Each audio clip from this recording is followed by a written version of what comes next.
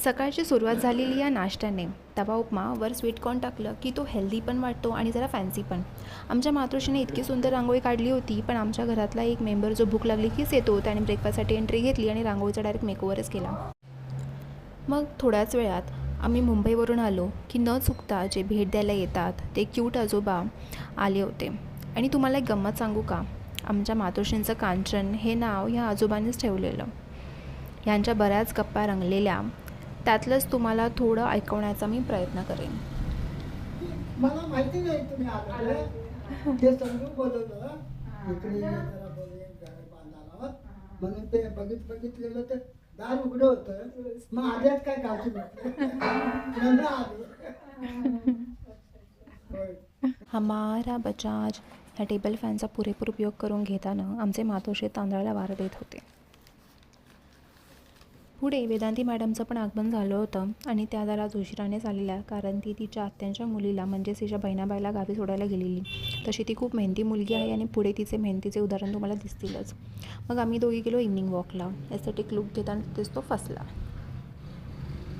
नमस्कार मित्रांनो, आणि आज आहे डे कितवा? 6 आणि आज आम्ही परत निघालोय मॉर्निंग वॉकला. आम्ही ॲक्च्युली लास्ट इयर दररोज मॉर्निंग वॉकला जायचो आणि ते आम्ही खूप मिस करतोय.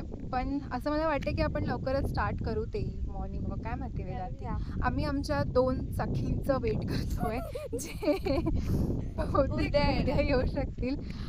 त्या त्यांच्या गावी गेल्यात. त्या गावची यात्रा होती, ते जे मी सांगितलं 10 गावची एक साथ यात्रा, त्यात त्यांचं पण एक गाव होतं आणि त्याची यात्रा होती. तुम्हाला दिसतंय का की किती छान असं वारं सुटलं? हा वेदांती, हीच हवा खायला येते. ही मुंबईत भेटत नाही. आणि मी तुम्हाला व्ह्यू पण दाखवते की किती छान इथे आमच्या समोर असं स्काय दिसतंय, सो ते दाखवते. तुम्ही एकदा तरी नीट हा व्ह्यू पाहाच. असं वाटत नाही का आकाशाने सिनेमॅटिक व्ह्यू ऑन केला आहे? काय ते मस्त वेगवेगळे आकाशाचे रंग दिसून येत आहेत. पुढचा हा जो शॉट आहे तो फक्त मी वेदांतीमुळे घेतला आहे, कारण तिला ते दाखवून द्यायचं होतं की पृथ्वीसारखं गोल दिसणारं दुसरं तिसरं काही नसून चिंच आहे. परत वेदांती मॅडमला शौर्याचा झेंडा काढायचा होता, म्हणून तिने ठरवलं की परत त्या घरापर्यंत जाणार आहे ती. पण जसं त्या कुत्र्याला पाहिलं तशी ती धावत सुटली हातात जीव घेऊन. एवढी मेहनत घेतल्यावर आम्ही ठरवलं पेढा ब्रेक घेऊया.